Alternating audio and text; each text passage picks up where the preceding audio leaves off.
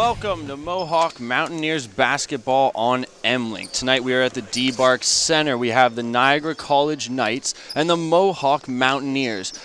Mohawk coming off, unfortunately, their first loss in the entire season, falling to 9-1, still first in the Western Division. Of course, Niagara sitting in fourth at 7-4. Sadie, this is a massive matchup right now. And for more than one reason, also because simply coming off their first loss, we're just looking to see what we can expect from Mohawk. What Mohawk we're going to see. You know, last game against Humber, they lost 82-75. Definitely a hard loss for them. Since the first time they saw Humber, they had won 94-78. So that's a little bit of an upset for them. I think that they thought they were in the clear and they were going to keep just undefeated. But I think that they're going to come back into this game, you know, forget that loss ever happened and keep pushing hard. What I expect is a knock 'em out kind of battle. It should be like a big Royal Rumble type game because these two teams are going to bring it. They're big boys and they might as well play as it. So the starting lineups tonight for these two, for Mohawk, Kareem Collins, going along with Kojo Afari, Jeff Hunt, Lamar Barr, and O.J. Watson. And for Niagara, Dave Morrison, Morocco Lundy, a player to look for, Tyrell Rogers, Jordan McDonald, and Delroy Grandison. Tip-off is had, and the Niagara College Knights start with the ball. It is Dave Morrison working it down low. Finds Lundy. Lundy will be important for them. That pass came out high, and the finish from the corner from Lundy. For Niagara. And a quick start as we get to see Morocco Lundy right up close and personal with a quick jumper for two, and Mohawk turning it over back down the court. As you say, OJ rushing the pass there, looking for Kojo. Yeah, he should have led the pass a little bit more. You know, Kojo's fast, so he could have been already at the net at that point. Niagara trying to swing it, top of the key, working it down low into the post where we see McDonald, and there, a good finish down low from Niagara. They take a quick 4-0 lead. Mohawk coming back. Slowly brought forward, Barr finds his man Collins. Collins calls on Watson. Watson taking, finding Barr again. Barr at the top of the three-point line. Going in down low to Hunt, and he lost control of it, taken right out of his hands by Grandison. He finds Morrison ahead and quickly up to Lundy, who goes down into the paint back to Grandison, putting the move on Kojo and then finding a way to finish. Yeah, another easy basket and for another Niagara. Easy basket, 6-0 start. Surprising here, Niagara College all over Mohawk, and there a bit of a drive out of control by Collins, but able to get the call going his way. Yeah, I think Mohawk needs to slow it down a little bit, work the ball around the arc a little bit more, just until they figure out their tempo, see what defense they're kind of up against so that they can see how they want to play this game out. So basically, two at the line right now for Collins. Missing the first, still yet to put a point on the board, Mohawk, in the first minute and a half. Able to get the second, so Mohawk on the board. Morrison coming forward. Niagara working it and over. Around to Lundy, who is their main man. Lundy will carry most of the play. Pass into Morrison, his pass turned over. Watson with the strip, trying to look for Barr ahead. Barr back to Watson in the middle, but it slipped through his fingertips. Lundy going back the other way with time. Lundy outside, hits Rogers. His shot just a little far off glass. Morrison saves before the halfway point. Finds Rogers, and he quickly gets it to Grandison, who takes a two. Rolls in and out off rim. Watson finding Collins. Across Barr. Barr working down baseline into the paint. Rejected hard by the work of Grandison. Yeah, Niagara's doing a great job offensively and defensively. They're not really letting Mohawk have anything easy. And the score speaks for that, 6-1. Ball worked around, found down low is McDonald, but his hand lost, and then Grandison with an aggressive step forward, and Afari, Kojo, able to draw the foul. So a bit of a slowdown in play after a very quick 2.5 minutes of play has led to a 6-1 Niagara advantage. Collins forward, drives right to the basket. Terrific drive by Kareem Collins. Yeah, he spilled right through the defense. Great play. First basket of the game for Mohawk, 6-3 scoreline now. Again, we see working around Grandison to Rogers and then to Lundy. Lundy has touched the ball about every possession down the court. He is their main man. Grandison receives it from Morrison, works against Watson, gets to the right hand, put back, no. And then Afari battling down low, trying to get the ball out, and will earn a foul on Rogers. Niagara coach not happy about that. You know, he's telling them, don't foul, don't foul. You know, it's a little early in the game to be fouling on little plays like that. Definitely a very aggressive look from Niagara. Has been pressuring the ball carrier from Mohawk as soon as they've picked up possession. Well, Niagara's already at 3 team fouls, and we're still looking at 7 minutes left in the quarter. A dangerous way to live early in the first 3 minutes here at the D-Bark.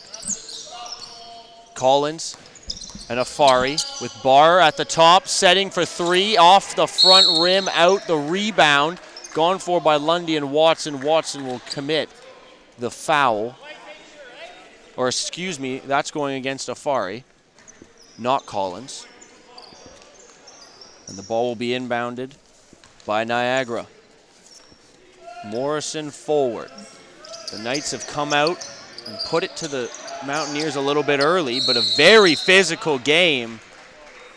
Yeah, getting just more physical there. And great pressure, as you said. It looked like Mohawk was kind of standing off in a little bit of a zone, but then as soon as they crossed half, they attacked for that.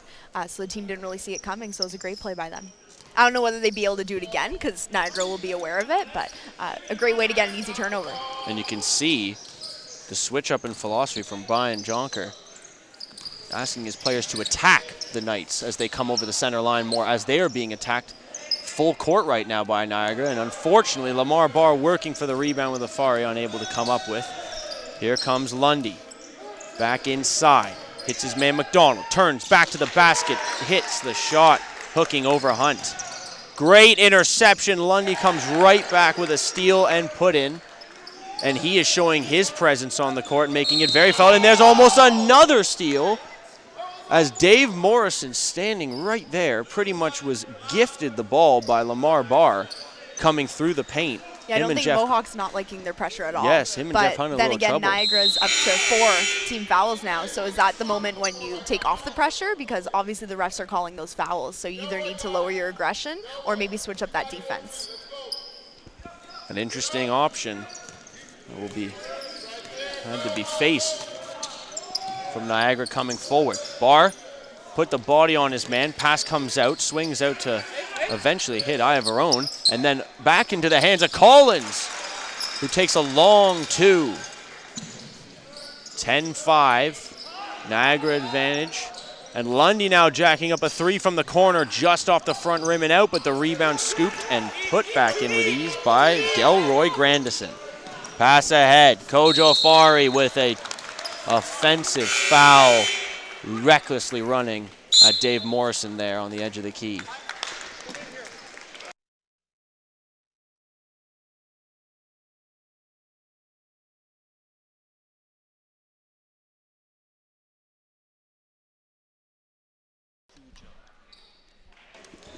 So an inbound.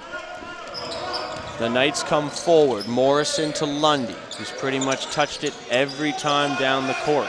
And he gets it right back in the corner on a spot-up 3 and misses. Grandison got the rebound. Ivarone goes down to the floor. And we're going to see a foul charged to Grandison in Niagara. And that'll be a 2-shot foul, sending Ivarone to the line. And with this matchup between Mohawk and Niagara, their team stats are very similar. So we can definitely see their energy is very similar. As for the rebounds, Mohawk, they're averaging 51 rebounds per game, while Niagara is averaging 48. So very close in stats. Same with their 3 points and field percentages, also very close. So I think it's gonna be a battle of a game. And as Ivarone hits the first, Mohawk trying to cut into this early deficit against Niagara. He'll hit 1 of 2, but he hunts the rebound down himself in the corner, feeding Hunt back above the 3-point arc, getting it back in the corner. Ivarone and drilling a wonderful 3. And it's always a great sign when you see Ivarone make his first 3, because they'll just keep rolling after that. And he is the best 3-point shooter on the team percentage-wise this season through the first 10 games. Big rebound off a long 3 from Niagara. And coming back, Collins with pace, feeding into the corner, long 3, unfortunately missed by Dornick. Ball grabbed underneath and brought forward by Mattia. Mattia getting it back to Morrison. Morrison from the corner, down low, feeds Jenkins. Jenkins under the hoop, earns the harm against Hunt, who just could not keep the feet still. And what we have seen is a consistent effort in the first quarter to drive the paint and not be afraid to take the ball right up to the rim. And like you said, yes, they've been pretty aggressive as well defensively and offensively and have been pretty willing to foul Mohawk in the early going, but they're willing to live on that line and see if they can teeter it well enough. Yeah, exactly. I think Mohawk offensively needs those quick movements, take the ball inside, but then remember that you have your three-point shooters that are on the outside and get it back out to them. Mohawk College trying to succumb a rebound here off the missed free throw attempt. Scooped up eventually by Copeland, now brought forward slowly. Turning it down is Dornick. Hunt taking the pass, working it around, Collins at the top. Looking for Dornick. Dornick tried to set up for the three, dribbles it off the foot of Lundy, who gets the lead pass. Lundy, though, hunted by Ivaroni. And unfortunately, Ivaroni could not keep it in bounds, but terrific defensive effort to stop a fast break for Niagara. Inbound on the side. The Knights trying to work it from the top. Elliott back. Down low Akindele, then across, he hits Matai, then to Lundy. Lundy up to the top, and he hits Elliott. Elliott back down low, hits Matai, and then to Elliott again cutting through. The shot clock's down to 5. Lundy down low to Elliott, what a pass. So those are those quick passes, you get the defense off their toes, and then you get that easy bucket. And there's a top 15 CCAA scorer in Morocco Lundy making a terrific top 10 type pass. There's a lot of fighting for the rebound down low. Ball pops loose. Mohawk can get the offensive board. Hunt to the corner. Still trying to work it around. Broad, stuck, bends it back, and Hunt hits the long-range three. Take another look at that from Jeff Hunt. Jeff Hunt able to drill a long three as we take another look at it. Great pass from the corner from Jesse Broad. And we'll probably try and get you a view of that in a second. Back down in the corner, Niagara working with the ball. Elliott getting the feet around, swinging it back at Akindele. Akindele spots, pops a three off the front rim. Ball down low. It's taken by Matai. Tried to get it to Akindele again. He could not get the handle. Elliott, though, deep inside. Feeds Jenkins to the hoop. Earned some harm, but did not get a call. Broad, though, threw the ball away. Elliott at the top of the key, moving. Feeds his man Akindele behind the arc. A shot off the front rim. And Mattia loses it. Ball picked out. Ivaroni on the fast break. Off rim and in. Or excuse me, kissing off the glass with a nice tender right-handed finish. Niagara had a lot of possession down there, but they weren't able to finish it. So, but then Ivaroni returns it in an easy bucket. So hopefully we can see some more of that action from Mohawk. And good hustle from Ivaroni end to end right now. Another score for Niagara, though. Dornick quickly forward from Hunt to Broad on the leaning lay-in, could not hit. Quickly, Niagara rushing now. Elliott looking for an open lane, someone to pass to, still looking, feeds it out. He has Jenkins with time. He sets it up for Matai. They swing it around to Elliott. He's going to pop a three, and he's going to hit from the corner. What a shot from Alex Elliott, the first-year guard from Welland, Ontario. Dornick working it back to Hunt. He'll shoot a long three. Hunt off rim and out. Can't get the field. Lundy up ahead. Elliott cutting now, using his strength, cutting through the hoop, but he lost the ball as he got inside the paint. Run under the basket. A little bit of a mishandle from Alex. Niagara's looking like they have a little bit more energy, a little bit more fire than Mohawk. Maybe that's Mohawk coming off of that loss. Could possibly be that little bit of a mental lapse. And I'll tell you this, the feeling right now, it almost feels like Mohawk has tried to slow the game down at times, and Niagara just won't let them. No. Yeah, Niagara's definitely pushing them, playing hard defense. And there's a chance. Ivaroni rejected down low, wanted the foul. Mattia the play. Lundy coming back with a spin move and almost a beautiful hanging finish. Ball came loose, down to Barr. He feeds Ivaroni. He stops, pops a three, and it's just in and out. Afari down low with the rebound, and he's able to put it back in. Cujo with the finish.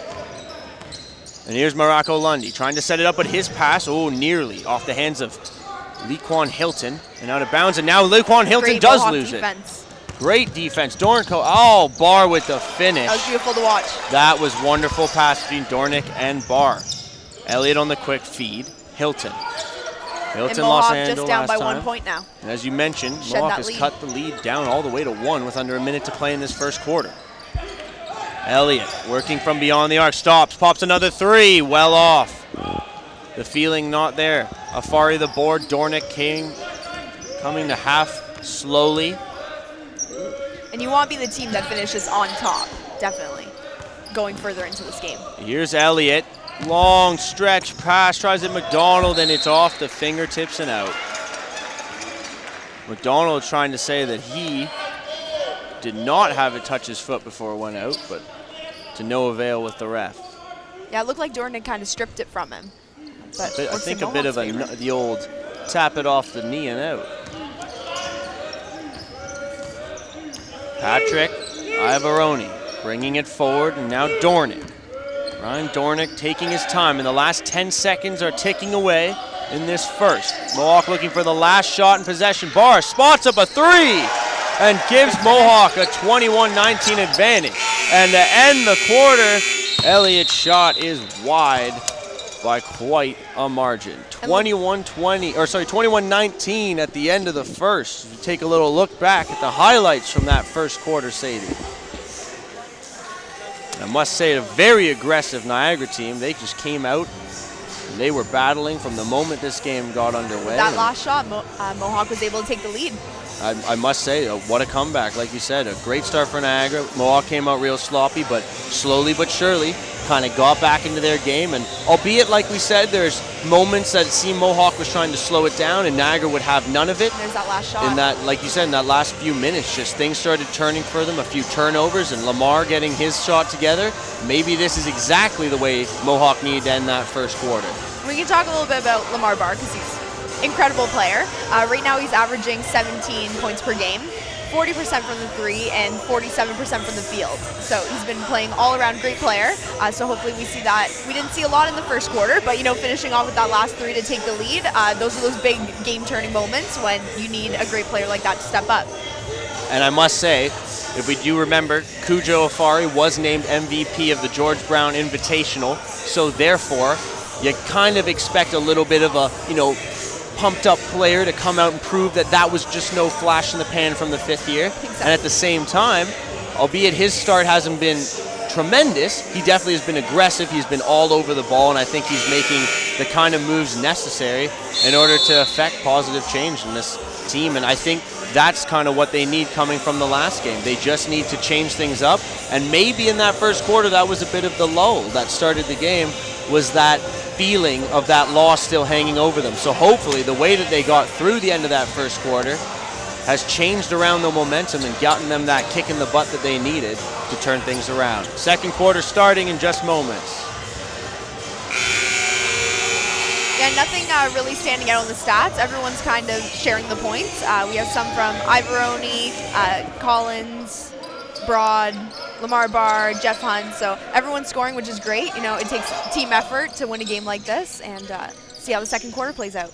Spread scoring from both sides. Leading the game scoring right now, Ivarone, Lundy, and Jordan McDonald. 2 Niagara players and the 1 Mohawk Mountaineer with 6 points as a game high. Quickly coming back the other way, Niagara on the fast break, and unfortunately, Akindele fouled as he goes to the hoop. He'll get 2 shots from the line. Or excuse me, they're going to actually call that not a foul. They're just going to call that knocked out of bounds. And an inbounds from the baseline for Niagara. Morrison from the top, right down low, finds his man McDonald. His shot off rim and out, and they are going to say Ivarone stepped on the line. That turnover costing Mohawk possession here early in this quarter.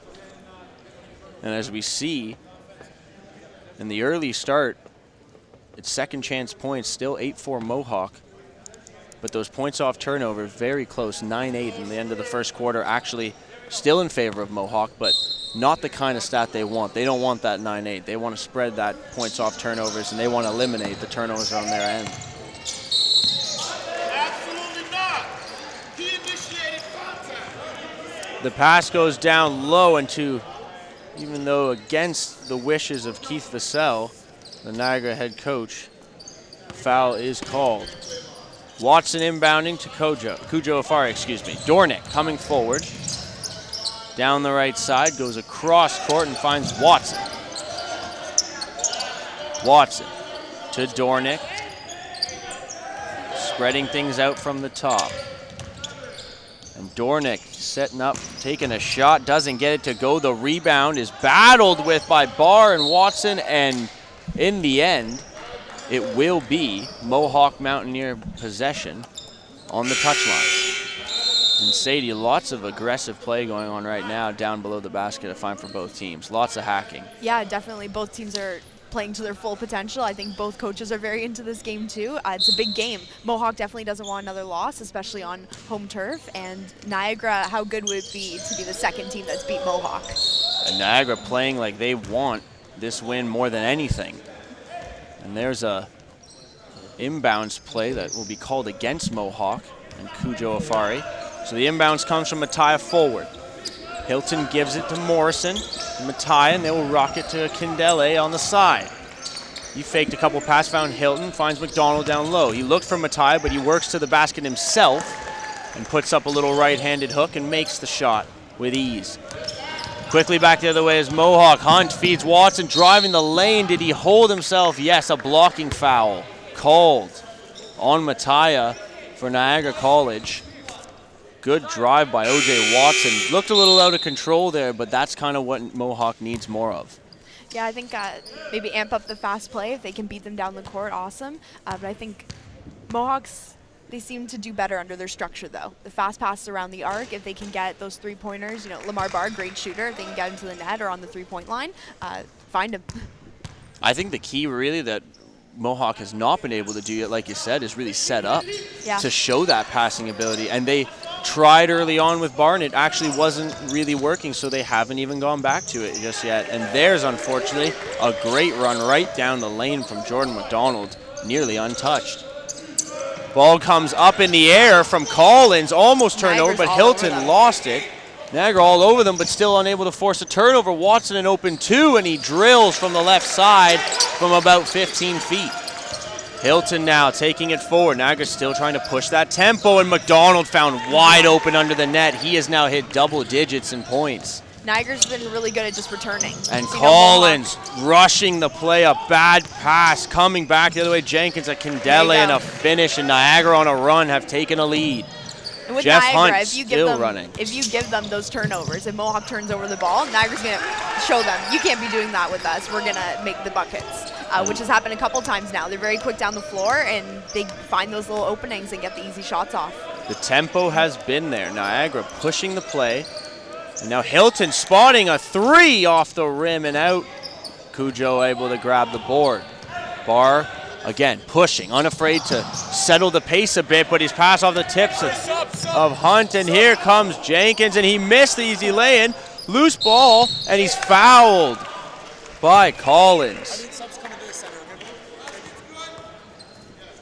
The basket counts and the foul on Collins.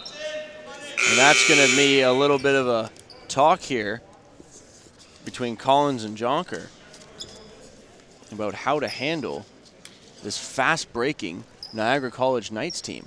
Yeah, 29-26, it doesn't sound like a big lead, but with teams like this, every point counts. You have to really can't let this lead get any further from Mohawk. And the and one falls. Jenkins able to hit and give Niagara now a 4-point lead. Afari gets it to Hunt to the corner to Barr. His shot an error ball, but Hunt catches and finishes on the putback. A 2-point scoreline. Lundy feeding ahead. Working it is Rogers. He finds Jenkins. Jenkins across Morrison. Down low finds Rogers to Morrison. Trying to work it around. Gets it to Lundy. He's their main man. He makes a move to get space. His shot just off rim and out. And that, unfortunately, over the back from Jenkins, still called out off Watson. So Niagara ball from the baseline. 6:41 to play. Second quarter. Pass coming well out finds Grandison back. Then into the hands of Morrison, and Lundy now with the ball again. Lundy, Morrison spinning, looks and finds Grandison. What passing from the Knights. Yeah, I think the difference we're seeing in the Mohawk and Niagara is Niagara is seeing all of those spots. Mohawk's having a lot tougher time on offense, getting the shots that they actually need. And there, we're seeing a turnover. Another turnover by Barr, who has seemingly been pressured on and off in this game and has not been able to find his rhythm thus far. With about 6:22 to play, we're going to see some substitutions on a timeout from Mohawk. We'll be back in a moment.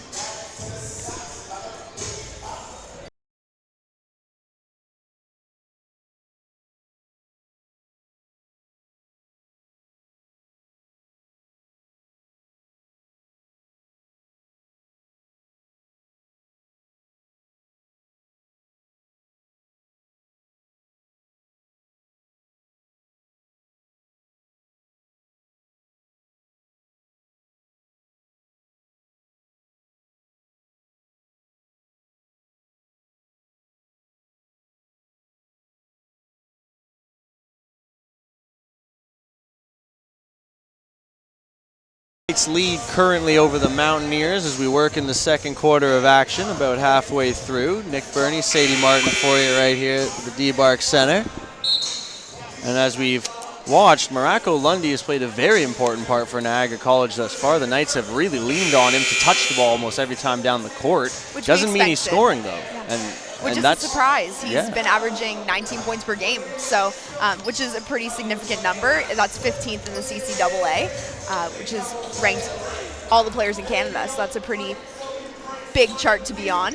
So definitely expecting more points from him. But Mohawk also knows that and knows to shut that down. And unfortunately right now, because of his presence, it's led to Jordan McDonald and Delroy Grandison picking up the slack down low. 33 and 35 have each come up with points that really unexpected. They haven't really been asked to do that through the year, and in this game it's been a real turnaround. Niagara has gone deep into the post consistently, because until Mohawk chooses to stop it, I don't think they will. Exactly.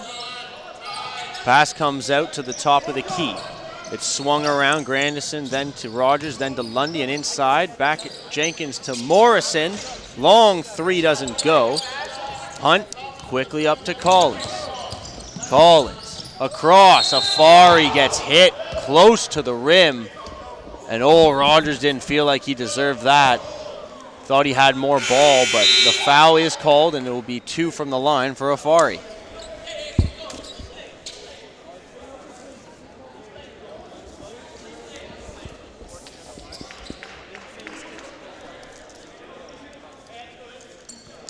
I don't think we've quite seen the Mohawk team we're used to yet.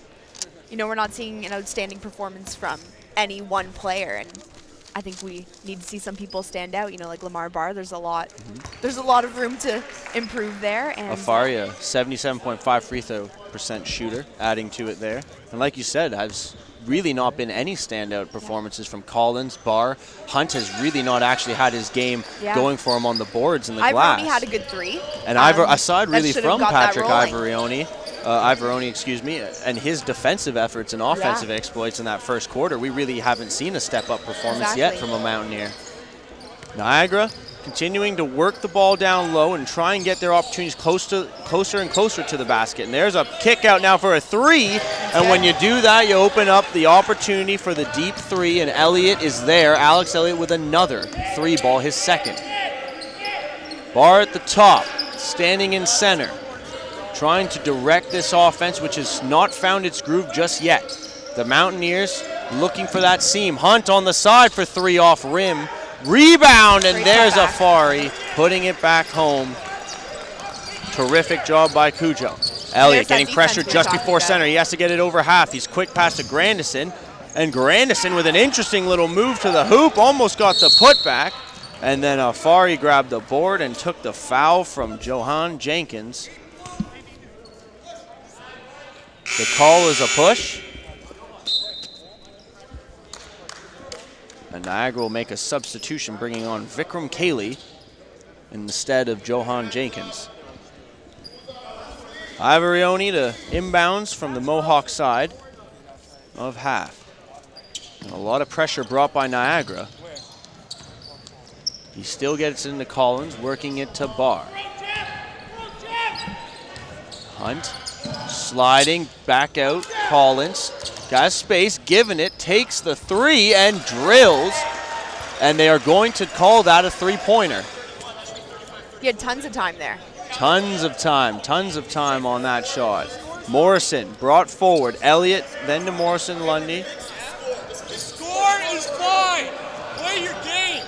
And here comes the play down low on the cross, and Collins takes the pass from Ivorioni on the turnover. And a quick sweat points, and now Elliott losing it at center. Here comes Collins back the other way, and he takes a hard foul from Grandison.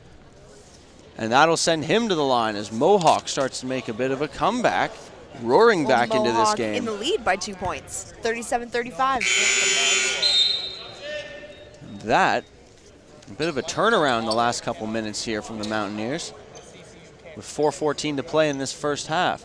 I think there's a lot of game left, though, and I think we might see the power switch a couple more times throughout this game. Oh, if it's a very evenly matched. The first half has been any indication of what to expect. This should only continue forth, probably through the remainder of this game. It seems like this is just a momentum swinger. Gotten quite a few points early and a very fast-paced, offensively driven matchup. Collins at the line, able to bury.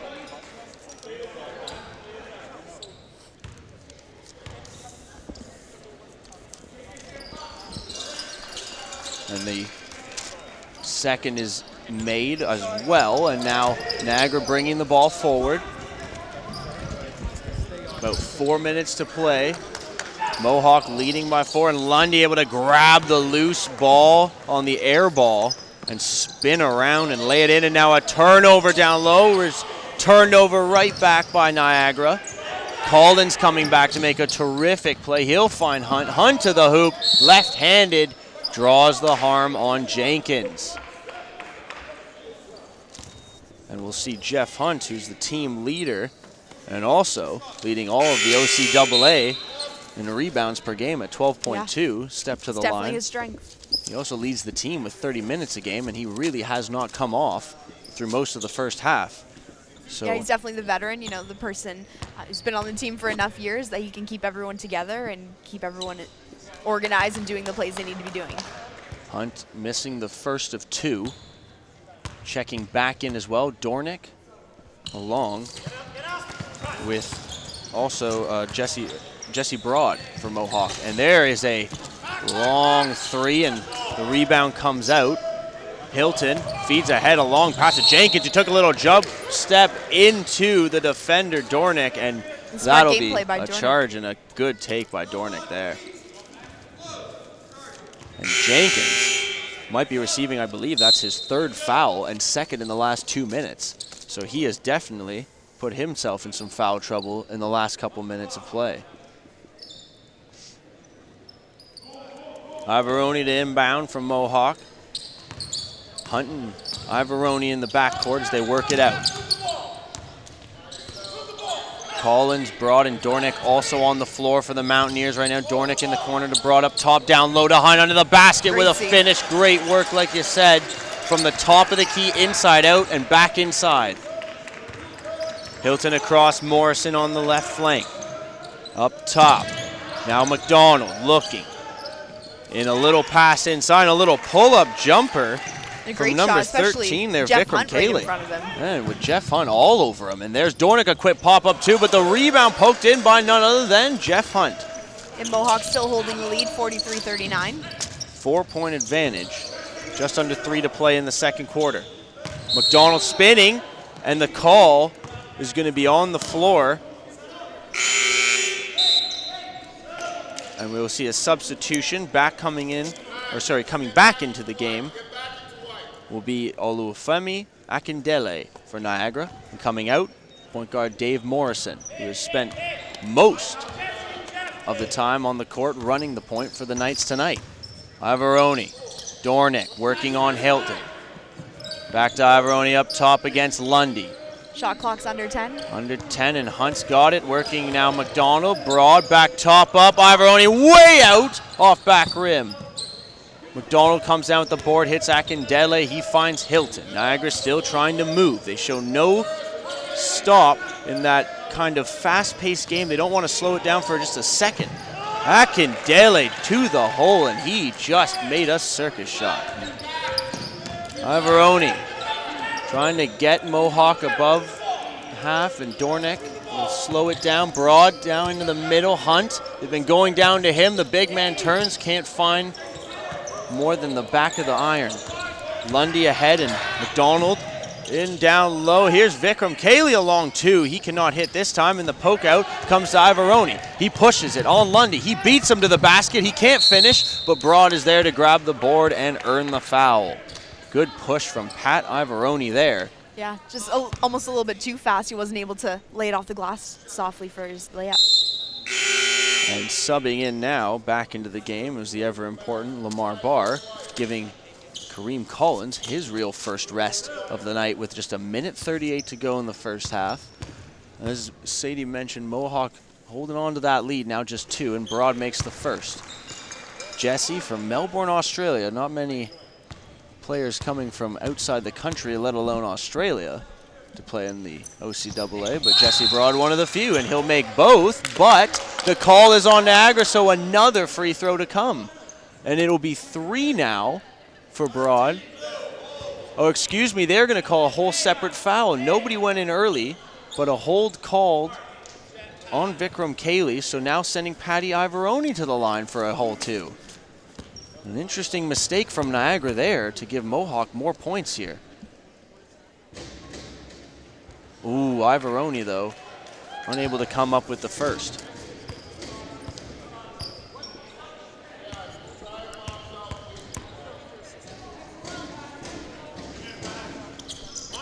And there's the second going down from Pat. He's able to even things out there, and then a bit of pressure put on from Mohawk, but not able to come up with it. Lundy free at the other end, but his 3 doesn't go. Hunt, under some pressure, almost turns it over, but finds Barr. Barr over center, looked for Hunt down the middle and could not find him. Now 1:23 to play, and you can hear Brian Jonker asking for the pressure in this last minute and a half. Hunt almost able to take it right out of the hands of McDonald. Ball comes down low. Akindele spins into his man, knocks him over, and the rebound into the hands of McDonald. He's able to finish. Barr brings forward with about a minute to play. Mohawk now up by only 3. Broad, down low. Hunt working on his man, throws it up, tips it up, but he can't get it to fall.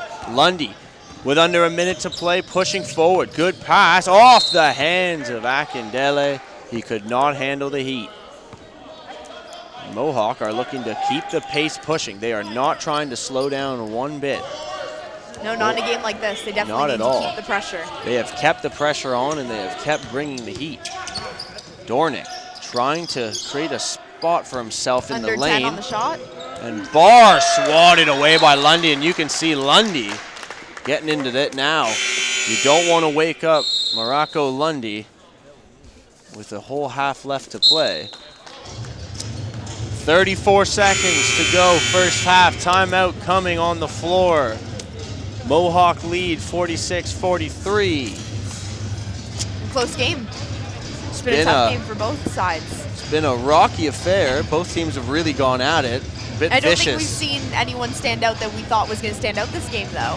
Like you said, Lundy, he's slowly starting to build, but nothing really huge in the first quarter. Same with Lamar Barr, and Collins not really doing any huge standout. It kind of looks like Mohawk's chemistry is off a little bit this game. It almost seems as if something has carried over a little bit with them from the last game. It's not the end of the world, but you feel that carryover effect taking place. And unfortunately, that might be what's still hanging over with them, is that hangover of that first loss. It may be dipping in the back of their mind a little bit, and maybe that's what caused for, again, like we said earlier, the slow start. But like you said, another huge thing for Mohawk, though, is Brereton, one of their top players, usually getting 12 points per game.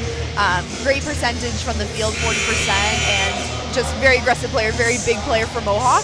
And he's not playing this game. I'm not sure whether it's off on an injury, but he's not here, and that's, 12 points would make a difference at this point.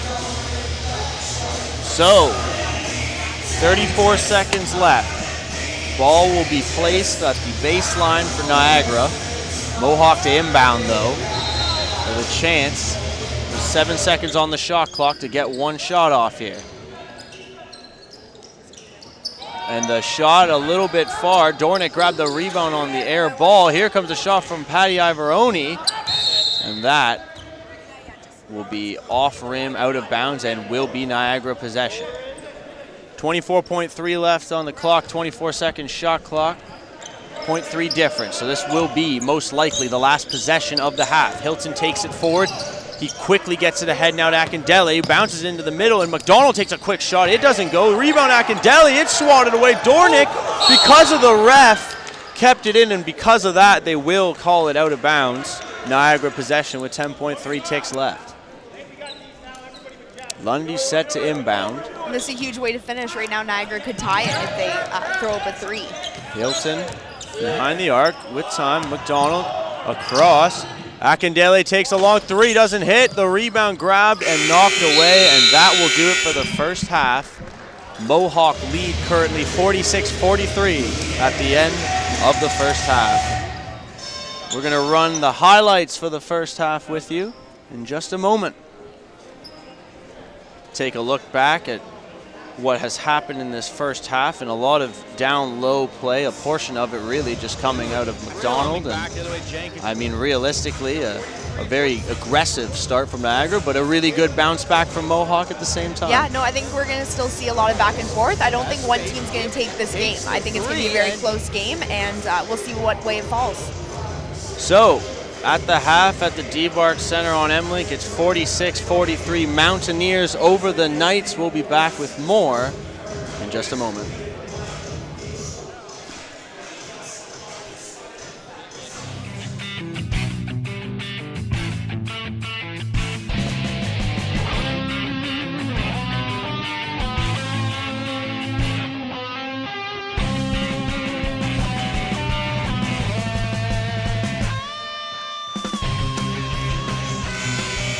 Well, welcome to Mohawk Mountaineers basketball. We are at halftime and currently about to get set with the second half of play between the Niagara College Knights and the Mohawk Mountaineers. And Sadie, we've seen a heck of a first half. Very back and forth, very close game. One thing I've found is the teams are actually almost can't really, just separate them. They pretty much are even all the way across the board. Yeah, very even teams. It's hard looking at the stats and trying to separate them. Second chance points, though, Mohawk is ahead of them, 17-14. So Mohawk's getting those rebounds and is putting the basket back up, which is great. And as we start this third quarter of play, some heavy pace from Niagara back the other way, and we see quickly Morocco Lundy as we'll get a quick look at that lay-in from Lundy again. And quick play from Morrison down, and what a pass from behind the back to Morocco Lundy for the finish. And Niagara College coming right back down as we show you that replay. Looks like the same exact play, a finish by Grandison down low, has them now within one. Collins at the top of the key, wearing number 12, leading the team with 12 points through the first half. Watson set up for a three from outside, can't hit. Yeah, and Kareem Collins, he's now at 14 points, and he's 100% from the three-point and from his field, so he's having an outstanding game, and I think they need to be getting the ball to him is what the sign is. And speaking of trying to get someone into the game, Lamar Barr gets two there. Here's a name that we haven't called all night almost, and realistically, you need him in this game to be a playmaker and a benefactor for this Mohawk Mountaineers club, or else I don't see a very positive finish at the end. Afari across, and there is Barr cutting through. Down low to Afari, and like you said, what a find by Lamar Barr. Niagara coming forward, Rogers. A bit of a lackadaisical carry, and then Grandison will give it right back. He thinks about three, sends it to Lundy, who sends it down low to McDonald. McDonald out to the corner.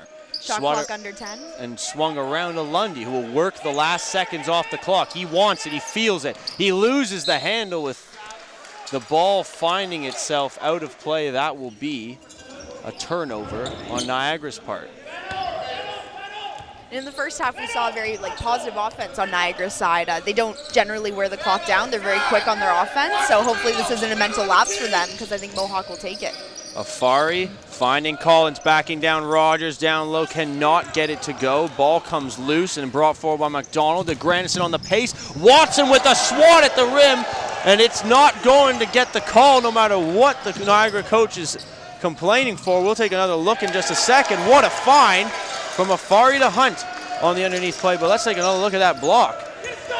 On the hustle play, Grandison thought he had it all the way, and Watson able to beat him to the rim. Great camera angle too there. And a wonderful camera angle from our man underneath. Lundy at the top. Lundy. Pass off the fingertips of Collins. Barr finds the loose ball. Watson hustling towards the cane, and he just had it tipped out of his hands. Rogers back the other way, a little drop from Morrison. Spots, pops, in and out. Grandison takes it, loses the handle going up with it. McDonald tries to keep it and cannot. Niagara's doing a good job rebounding on their offensive end right now, and Jeff Hunt's usually the dominator for rebounds on both ends of the court, so we haven't really seen much of that tonight from him. So a quick timeout taken by Niagara to try and regenerate a little bit more of that offense. They've been getting the rebounds, but not ending up with the finishes. And early in this quarter, Mohawk stretching the lead to 7, which is the largest lead of the game for either side right now. And every point counts. So if Mohawk can keep that lead, awesome. But I think we're still going to have some shifts. This game's definitely not over. This has been a very back and forth game and a very pacey game, up and down the court, no breaks, one of the faster games we've probably seen all season. And I mean, Mohawk has been pushed to the limit by Niagara, but maybe, like you said, those first few possessions showing a bit of a fragility to the Niagara team, and maybe a little bit of just not being able to keep up anymore. That's it. That's all they've got was that first half. Yeah, but Jordan McDonald in the first half, he had a great first half, scoring 14 points, which was the most for both teams actually, and 5 rebounds. So he's having a good game. It wasn't exactly who we thought was going to shine out on Niagara's end, but you know, when one of your players isn't having a great game, other people have to step up, and Jordan McDonald's doing that. And I mean, that's going to be an important factor going forward. We've seen Alex Elliott with a couple threes. Here's a guy we didn't talk about much coming into the game from the guard position off the bench for Niagara. He has 8 points to show for through the first half. We may not see a whole lot of him more in the second half, but it's things like that that have kept the Knights in this game up till this point. Can they continue to do so? Collins at the top of the key drives the lane, and with an easy left-handed hook, lays in off glass. Yeah, and I think he still is at his 100% now with 16 points. And Collins just being allowed to walk through there, really, on that last possession. Rogers spots, pops the 3, and hits with no one around. A lack of defense there, and we will get another look at that.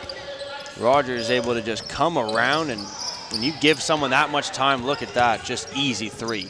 And those back down the other way, points. Rogers again will hit from the other side now with a man in his face. Now he's feeling a little bit on a roll. He didn't have any points on the board, and now he's up to 6. And how about that, Tyrell Rogers? We talked about him in the first half having no points and pretty much being quiet.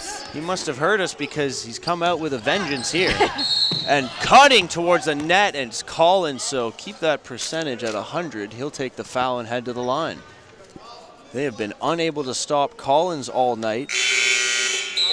And it seems like as soon as one guard gets going on one side, another guard on the other has to try and one-up him. And yeah, you have to return, especially if you want to keep this a game. 56-53, still Mohawk holding that lead. They are returning one another's serves, you could say. Keeping pace at this time. Subbing back into the game for Mohawk, Patrick Ivaroni. Had a little more defense in the backcourt. Collins has his first miss. And there's the first miss from the free throw for Collins. His first miss overall tonight, as you mentioned. Rogers giving the ball again. 3rd straight time down the court. He takes to the hoop, almost finds his way through, but Hunt, who had the ball for a second, loses and then fouls Grandison. A bad foul, following a bad giveaway, and we'll take another look at Hunt can't be happy about that. Gives it away, just a bad mistake followed up by an even worse mistake to leave his feet. Yeah. And you know, it's one of those things when you make a mistake like that, you try and fix it almost, right? But he's probably going for the block, but instead it ended up into a foul, and that's 2 mistakes in a very quick time. And a shame don't want to be making those kind of mistakes in a game this tight when momentum can be swung on a play from any time at any moment. Collins waiting. Trying to wade through the defense. Shot clock's down to 8. With the shot clock running down.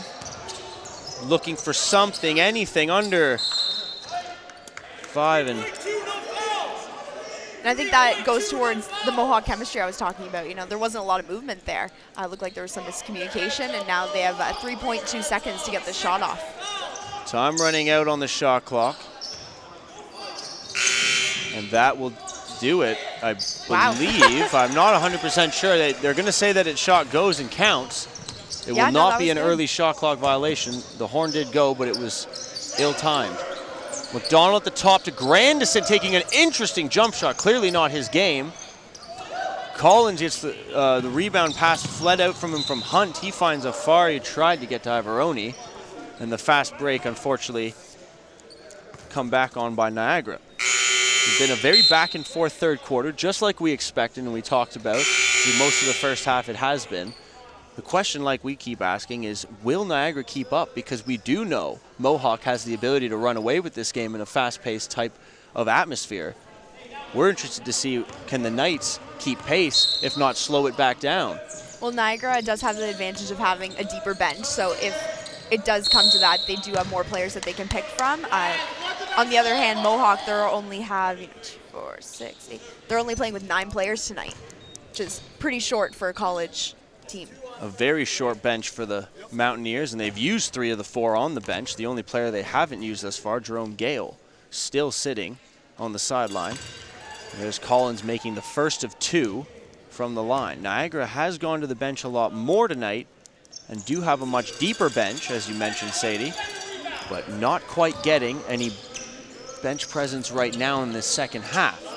They've relied on their major starters and again turning the ball to their big men down low. Grandison and McDonald, who forced a turnover after losing it for only a second, and Grandison spinning with his back to the basket, unable to hit. Coming down the other way, and a huge throw up on the alley-oop. Dornick tried to hit Afari, and Cujo almost slam-a-jammed that one down with the ferocity of a hurricane, but he missed. Felt a little breeze off that rim on that thing. 4:33 to play third quarter. The lead is 5. Akindele, Jenkins, cross, Rogers pops the 3 again. He's feeling it, but he can't hit. Grandison with a huge play to earn the ball, and possession for Niagara. Terrific play on the out of bounds.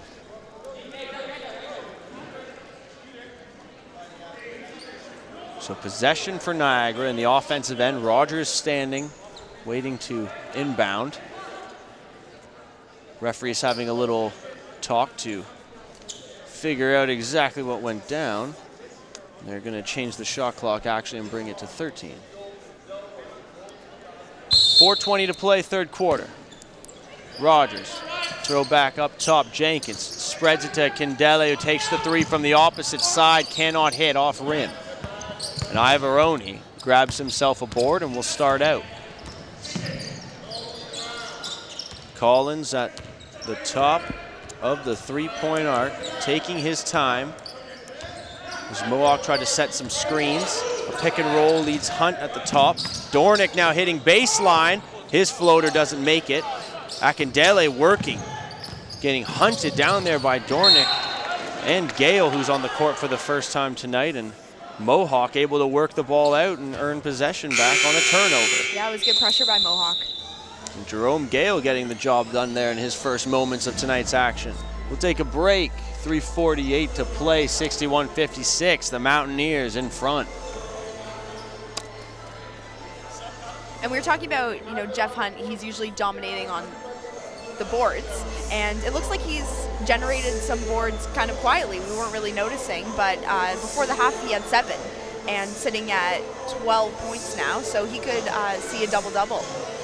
I mean, Jeff has definitely been all over the glass. He hasn't been maybe as good as you would like or as clean on the offensive end with his shots or his choices, and he has had a few mistakes with fouls, but you are kind of getting the Jeff Hunt game you expect. You expect him to be crashing the boards. He is putting up his effort. He's basically, I would have to admit, double teaming in a way for rebounds McDonald and Grandison, because those two have been crashing the boards at an extremely high rate for Niagara and have been doing a terrific job. When you have an aggressive team like that, your rebounding job becomes that much more hard. And I will say, Kareem Collins, like we mentioned, has been a leader tonight on the court in terms of the offense for Mohawk. He's definitely been stepping up. Picking up the Lamar Barr slack a little bit. Since Lamar Barr, I think he's seen 5 points, or maybe a little bit more than 5 points, but definitely not his usual shining, almost 20 points per game. I think Lamar's sitting currently at 7 with 2 in the quarter after his 5 in the first half. Collins to inbound, hits Hunt at the top of the 3-point arc, and just quick little handoff to Collins, finds Gale, but he misses. An easy lay-in before taking it away and grabbing himself a loose board rebound and putback. Hilton coming forward. There's the first 2 for Gale on the eve. Hilton finds Jenkins, finds Akindele into the corner. Morrison back on the court. Swung around Hilton. Hilton pops, short on the shot. Ball comes out and Collins has it. Niagara going with a bit of a smaller lineup, bringing Hilton and Morrison on, along with Akindele and Jenkins to match with Grandison down low. And there is an almost sweet feed to Ivoroni, cutting through the hole to the hoop, but he could not get a hold of her.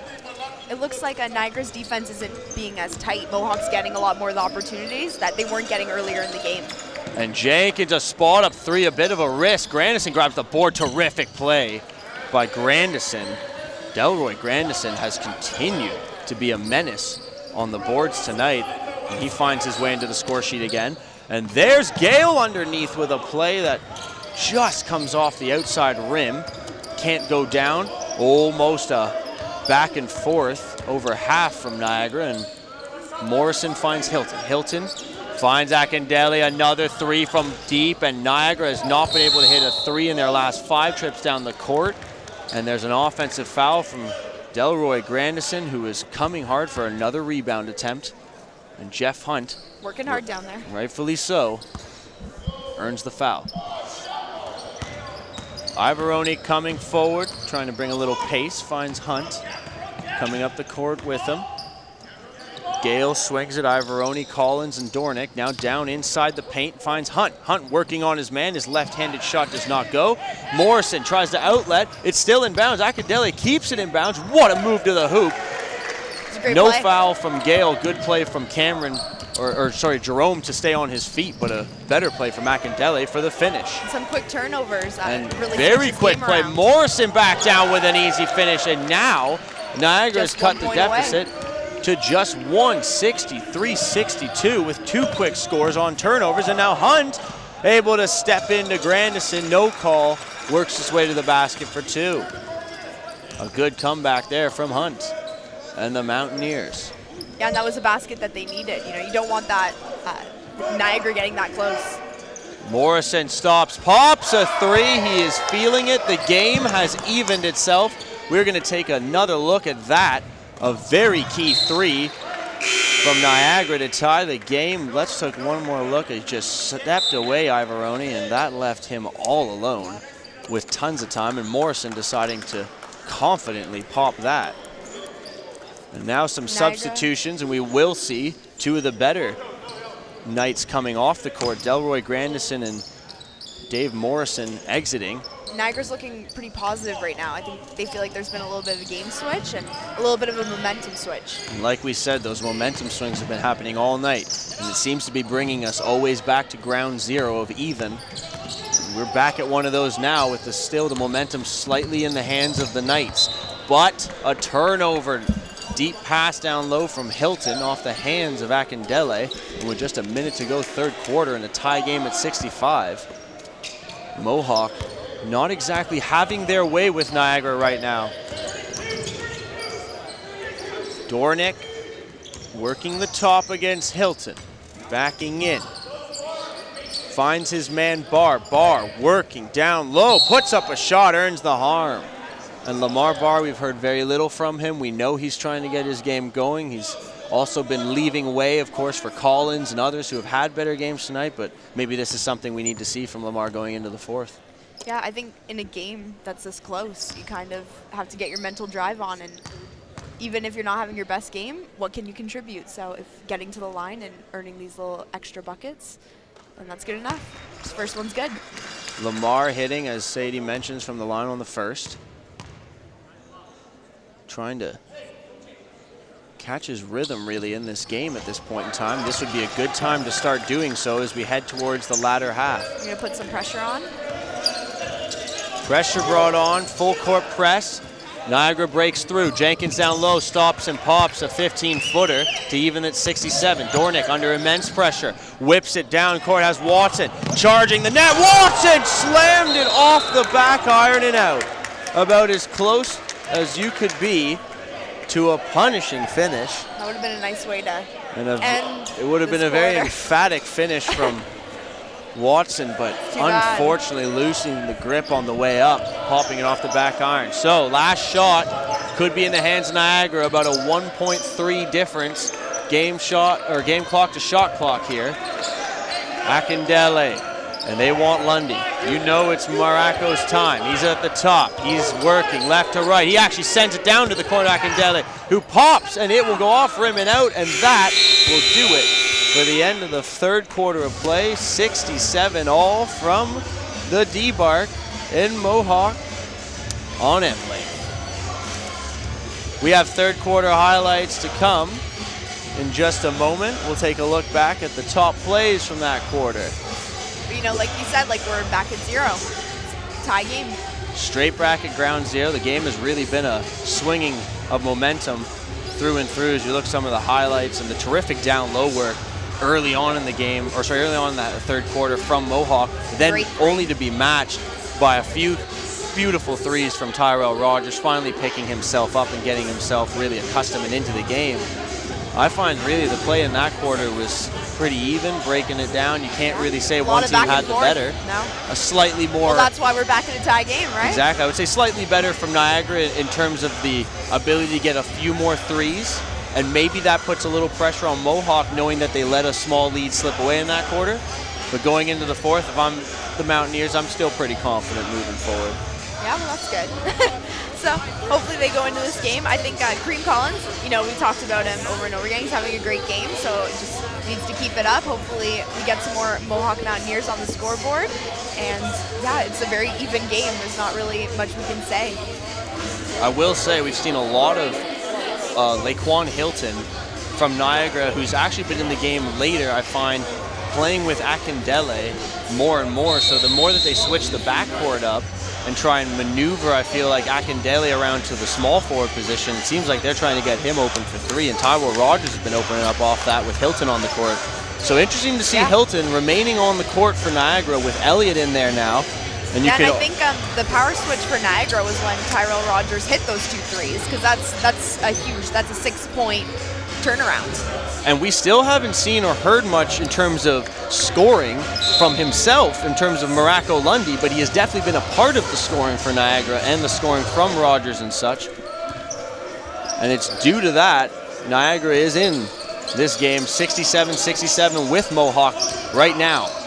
Start of the fourth quarter, Niagara working in the Mohawk end. There is Lundy.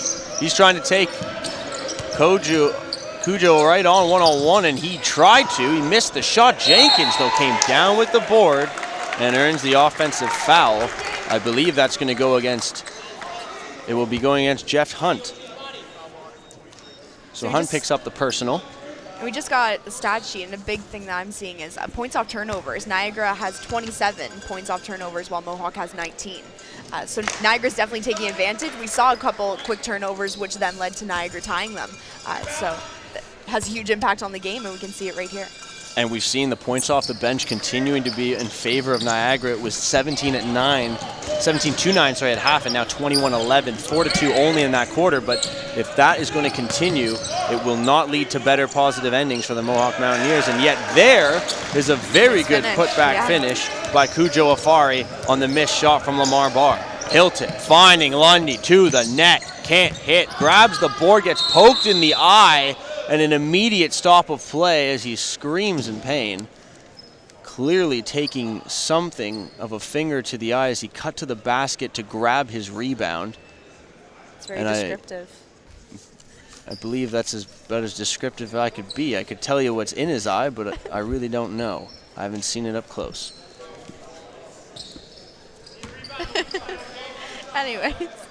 Anyways, so Hilton will take the ball off to the side for Niagara now. Elliott springing back, but he gets it into Mattia. Mattia kicks it back, and Hilton continues to work, sets up himself for a three and does not hit. Watson the board. Moving forward across court, hits Barr. Barr with a move, trying to come in with steam, and they're going to call the foul on the Knights. Barr seemed a little out of control, and we are Niagara coaches we're definitely seeing Mr. Vassell right out of his seat as Keith Vassell to argue that call. Lamar took a step before he dribbled, so then that led to Niagara fouling, so it's definitely not something that went in his favor. And in a close game like this, every little bit counts. And that, an important call. And now Barr swinging out on the inbounds. He had a three, and they will not call the foul on Barr, who went down in front of Brian Jonker, almost taking out the Mohawk head coach. They're instead going to call it on the Mountaineers. I believe it's going against Hunt, if not Watson. Inbound for Niagara in their own end, and it's Hilton to Mattia. They will work it to Elliott on the side and up ahead to Lundy. They're now over half. And Lundy hits Mattia down low. He's right in the paint under the basket, and Niagara has the lead. Wide open lane right down the middle there. And you can feel it. Niagara College with a 2-point lead only, but they're feeling good. Right now. Down low, the tie is right back. Cujo Cujo Afari taking the long feed and working down low. That's the kind of game we've been watching all night. Very back and forth, very even. One team scores, the other one's ready to return it. Returning one another's serves all night. And now we're going to see another little mix-up foul going against Mohawk. And you can't afford to get these fouls right now. If you're the Mountaineers with a short bench, you cannot be looking to put yourself in trouble. Mohawk, their third team foul. Niagara just won at this point with 8:18 to play fourth quarter. 71 all the score. Niagara to inbounds. Foul's on the wrong side.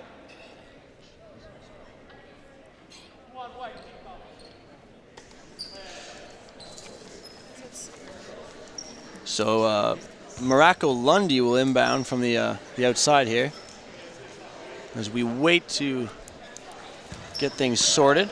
And we're good to go. Lundy setting it in for Laquan Hilton at the top. Jonathan Mattia hits Elliott, and Elliott works. Working in, feeds back to Mattia in the corner. Mattia with a pull-up two, can't hit. Rebound down low, Lamar Barr works it out, feeds ahead. He's looking for Collins. Collins in the paint, rejected by Mattia, and then he grabs his own loose ball, goes up strong, and earns the foul. Good work right there. Yeah, definitely a huge hustle play. You know, to throw the ball down the court and know that your player's gonna get there and make something out of it, it's a lot of trust. Extremely good, work from Kareem Collins there. Going after his own rebound and collecting the loose ball and earning that foul. Yeah, and he's sitting at 19 points so far this game, so he's had an outstanding game. So Collins at the line, and he will put himself into the 20s with that first free throw, as well to keep track. Morocco Lundy coming off to take a break, shooting some water into the eyes to freshen up and try and get himself set for a last push here. Under 8 to play, fourth quarter. Niagara inbounds, trailing by 2, and they've turned it over at center. Collins tried to go right down to Watson, but Elliott got it right back. Great play by Alex Elliott for Niagara. Here comes Rogers. Tyrell feeding Laquan Hilton on the side. Hilton taking a look, waiting. Hilton down to Elliott. Elliott pops for 3 and can't hit. Watson in the corner, tried to turn. They say he put a dribble down, picked it back up, and that turnover is going to bring it right back down for Niagara, deep in Mohawk territory. And for that will bring on Patrick Ivoroni for O.J. Watson.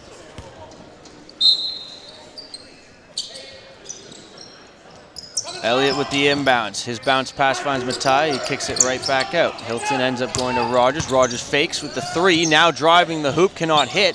The rebound, and my goodness, have we seen Jordan McDonald all night in that area doing exactly that.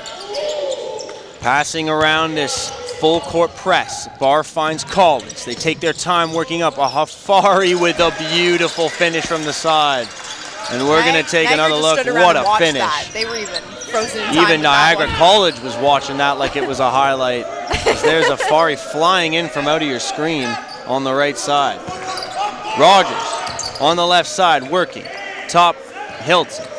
Rogers pops the 3. Rogers off rim and out. Ball underneath. Taken away, then getting back is McDonald gets it for Niagara, and my goodness, are we seeing Jordan McDonald? It's like a time machine because we are just seeing it deja vu over and over again under the basket. And oh my, we are going to see an interesting charge call there. Cujo Afari came to the center, received the pass, and Tyrell Rogers got right in front of him, laid the feet down, and from what we can see, seems like he was able to get the feet down in time. Jeff Hunt didn't agree, but Mohawk turning it over with a very tough foul to take. So coming back in, Jesse Broad, and taking a seat Afari now. And Mohawk now at 4 team fouls, which one more puts him in penalty, and will be sending Niagara to the line. And Afari also with multiple fouls himself. Yeah, and that's definitely not a position you want to be putting yourself in.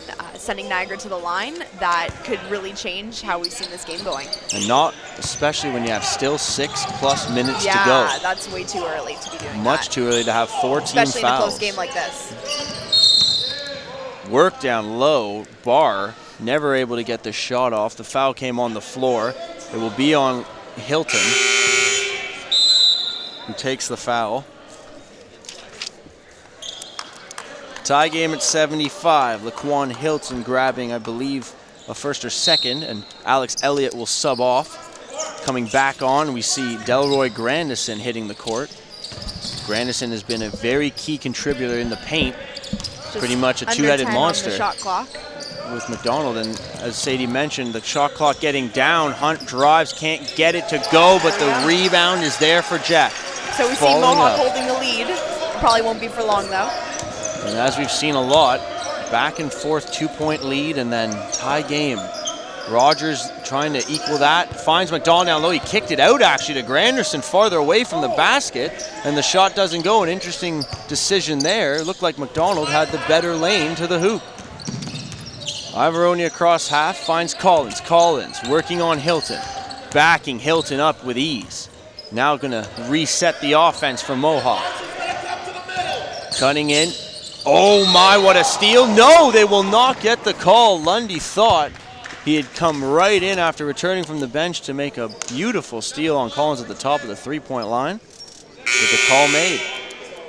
And it's that aggressive defense we've seen all night from both sides. Yeah. And so now we're seeing both teams are at 4 team fouls. And with that, might be an interesting end to the game. It will be a very interesting end of the game. This has the makings of a 100+ point matchup right now, considering the scoring of the two sides through 3.5 quarters of play. Ivaroni kicks it out. Barr at the top, down low, hits Ivaroni, spins, shot doesn't go. Grandison grabs that board, hits Rogers. Rogers trying to bring in with pace. Haven't heard much from Rogers since the 3-pointers he hit in the third quarter. He's been a little quiet.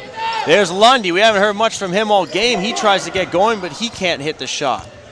Jenkins aboard to Hilton, working on the side. Around, trying to get to Grandison, trying to get it to Lundy. 3 on the shot clock. And Grandison, of all people, jacking the long-range shot. And we're going to have to take another look because I don't even believe Grandison made that shot from that far out. My goodness. It's just a throw-up. With the shot clock running down, who would have thought that? With his foot on the line, my goodness. Straight down from Delroy Grandison, showing he's got some range. And yes, Sadie predicted it. These leads don't last long. 77 all with 4:46 to go, fourth quarter. But Kareem Collins able to get to the line one more time and hits the first to return serve for Mohawk.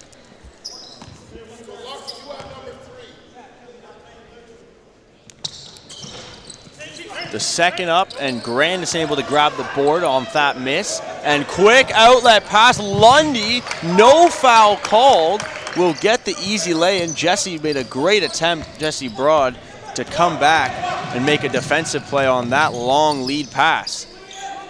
1-point lead for Niagara. They haven't had an advantage since the first quarter of action. It's been quite a while since they've been in this position, and there's a turnover from Barr. Niagara trying to up the ante, and Morrison rejected on his way to the hoop, did slow down just a bit. It might have cost him. Collins under pressure in his own end, still gets to Hunt at center. Yeah, Hunt, Collins just gave enough pressure there. And Collins swinging out to Broad. across to Ivaroni. And Ivaroni put up a rush three, but Barr with the rebound, and Lamar Barr unable to get it to go, and then the third chance point, Ivaroni in on it.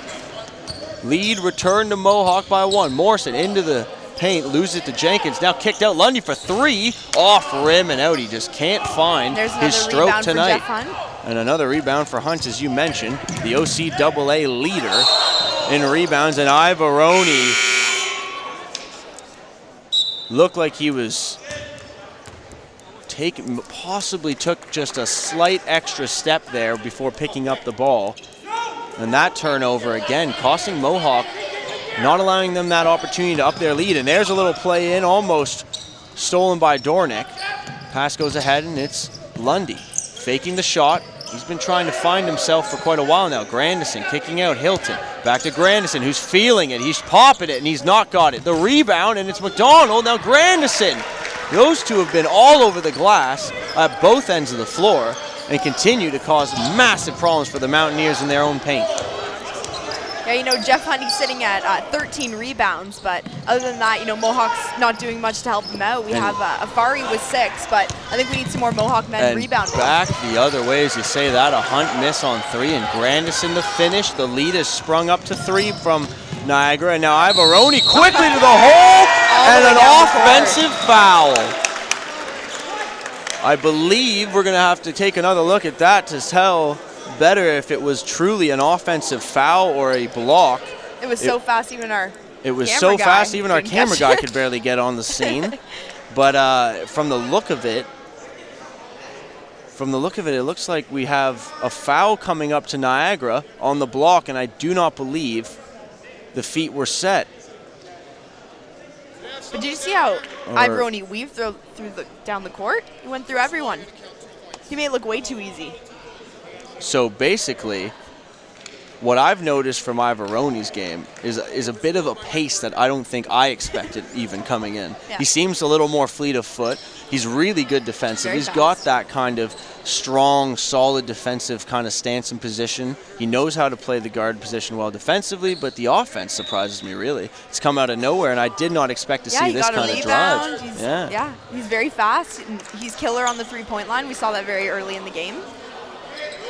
And what we're going to get here is the 2 points will count on the basket for Ivaroni. Yet, the foul somehow will go against him, and the ball will come into Niagara possession. 83-82 is the score, but Niagara does get the ball even though the points count. And now, we're going to get a towing the line for Niagara as another foul puts Mohawk into the penalty scenario with 2:45 to play in a one-point game. This is exactly what Brian Jonker did not want to see, but exactly what we thought we would. And Niagara, you know, they're happy about that on the bench. If they can force Mohawk to continue fouling them, you know, these are the easy baskets. Niagara, if you're good at your free throws. As you say, Niagara needs to put the points home that they can against a team such as the Mountaineers, who have just really not surrendered easy buckets all season and have played these types of games in the, you know, the short season they've had. Tough games down the stretch. There's a foul down low. Hunt and Afari not getting any love from the referee. They don't feel like the call was justified, but either way, Delroy Grandison to the line again for 2 more, and Niagara continuing to pummel Mohawk on the glass, especially the offensive boards.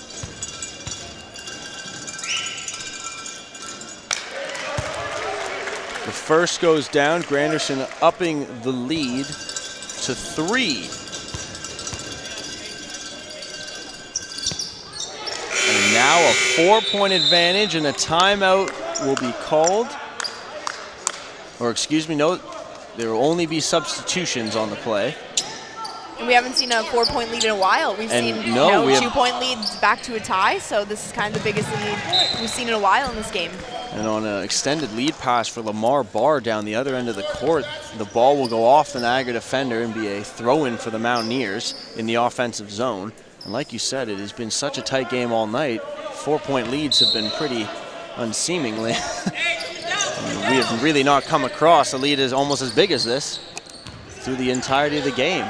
Lamar Barr working at the top. Mohawk trails 4 right now. 2.5 to play. Barr hits Ivoroni with the pass. Ivoroni drops a 3 that cannot make it. Tons of second chance, third chance, and fourth chance opportunities, and Jeff Hunt will not let it die. And as you've mentioned, Hunt has been on the boards for Mohawk. He's pretty much been the one competing force to go up against the Jordan McDonald, Delroy Grandison attack of the 30s. I think he's over 14 rebounds now for this game. Which Hunt continuing to up that season average, in which he leads all of Ontario College Athletic Association in rebounds per game at a 12.2 rate, so this will only improve Hunt's standard. Ivoroni takes the long feed, and my goodness, Morocco Lundy, that was deserving of a second look. My goodness, did Lundy come out of the other side of the screen and just explode through that ball.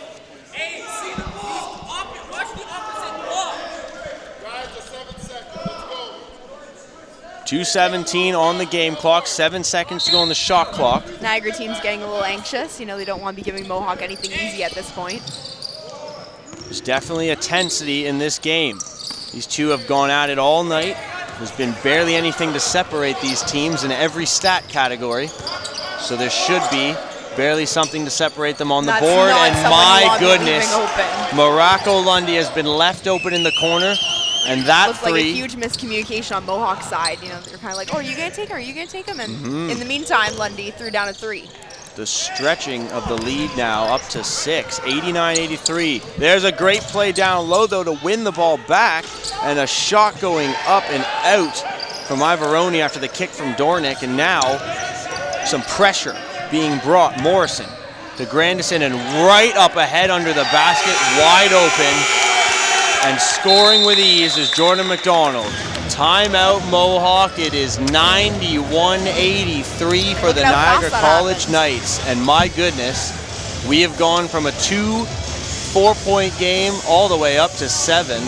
And to take another look at how bad the defense broke down on that play, Sadie, run us through it. Just yeah, you know, they put on the pressure, but I don't think Mohawk, I think they were feeling down because Niagara, you know, was pulling ahead a little bit. So I think the coach told them, you know, put the pressure on, and then they just kind of slacked in the backcourt and gave Niagara another easy bucket. It's unfortunate. I think Mohawk's having a little bit of a mental lapse right now, and it's definitely, with a minute 30 left in the game, not when you want to be doing that. So I think, you know, call a timeout, regroup. That 91 came up pretty fast, so I think it's still very possible for Mohawk to turn this around. Well, as we do know, if you watch enough basketball, a minute and a half left in the fourth quarter of a basketball means 20 minutes. means we could be here all night still. So in this last minute 30, with at least probably another 4 or 5 possessions per team, I would expect Mohawk to try and push the pace. A full court press would be expected, but considering that last play from Niagara and the way they broke them down on the attack, got to watch your back end and got to keep a keen eye out for the 5 in blue if you're a Mountaineer right now. And this is when strategic coaching really comes down to when you get into a tight game and the time running out like this. You know, when do you call your timeouts? When do you regroup your team? What plays do you conduct? And right off the bat, Lundy with a steal. Then he almost completely lost the handle and instead was able to throw it back and win possession for Niagara College to waste some time out. Morrison, 10 on the shot clock. They know they have time, and they're trying to run it down, and Hilton draws a foul that was just the wrong foul to take from Collins with a minute 6 to go on the clock and 14 in the shot clock put back up now. Morrison goes to the line to add to this 8-point advantage. Or excuse me, Hilton to the line, and Hilton will make the first. A tough foul to take if you're Collins with the shot clock running down to 4 and almost forcing Niagara into a tough shot, but that's where you got to lay off. You got to be smart, and you kind of got to let the play come to you. There's Ivoroni on the long pass, and the ball kind of bouncing around and not finding anybody in a Mohawk jersey, and unfortunately the Knights come up with it and bring it forward across the halfway point, and now they will try to run some more time off, and Lundy driving from the 3-point line receives a foul. 51.7 on the clock. Kind of saw a breakdown of Mohawk in these last And in the last 2.5 minutes, you can say Mohawk went from a tie game at 81s to being outscored 12-2 in these last 2.5 minutes, and it's been quite a run. And as you say, quite a lack of defensive purpose shown by the Mountaineers. And it very well could have gone the other way. You know, they're both in penalty, so easily Mohawk could have been the one taking it to Niagara, and, you know, this could have been Mohawk up by 10. It's been a very back and forth game with momentum changing ever so slightly, and maybe we just saw one of the final pushes. A misplay between Ryan Dornick and Jeff Hunt, and then, oh my goodness, something just happened right there out of random. I don't know if Ryan Dornick is trying to sell this.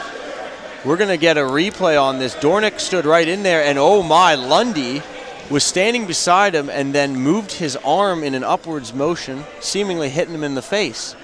But from what we know... What? We did. You can... Basically what we're seeing is the referees are going to have to decide whether it's worth a foul on Lundy as well as Dornick, or maybe just a Lundy foul, or maybe nothing at all. Possibility for a technical, but we're not sure.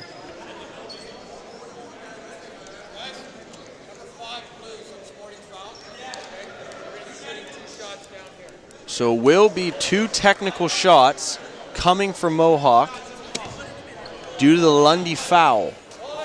It will be just Lundy getting the brunt of this for his actions. It seemed like he kind of ran into Dornick, and I won't lie, it seemed like Dornick sold it pretty good on the on the hit, but sometimes you gotta do that. They need every possession right now, and I'll tell you, they could use these 2 points. So the first made by Dornick, cutting the deficit to 10, and he unfortunately unable to hit the second. 50.9 left on the clock, 51 seconds to play, and because of that, and with that, Mohawk trailing by 10 points, or 94-84, have possession. 50 seconds to go, and there's Collins trying to cut through the hoop. That's what Mohawk has to do at this point, right? You have to get a foul either way. And that is exactly what they could use to stop this clock. Only 3 seconds come off, and Mohawk with another chance for points. The hard part is once these foul shots are over, getting that quick turnaround. The key will be... Niagara is going to be wanting to slow it down, and they're going to be trying to draw the foul. The key will be the press that comes right after this second shot, whether it goes in or not. If Niagara to do like a quick, turnover, then Mohawk can get, another 2 points. And Mohawk still in it. Pressure immense from them, but over the timeline and walking in a 2-point layup with no one surrounding him for another pair of points is Jordan McDonald. See O.J. Watson carrying the ball forward from Mohawk to Hunt. Jeff Hunt in the corner, working down towards the basket. His shot is off a hand and out. It will still be Mohawk possession, but we are down to 32.1 ticks, and Mohawk looking like they are on their way to a second straight defeat now, and their first of the year here at the D-Bark. Watson and Barr. Barr with a long 3 off rim and out.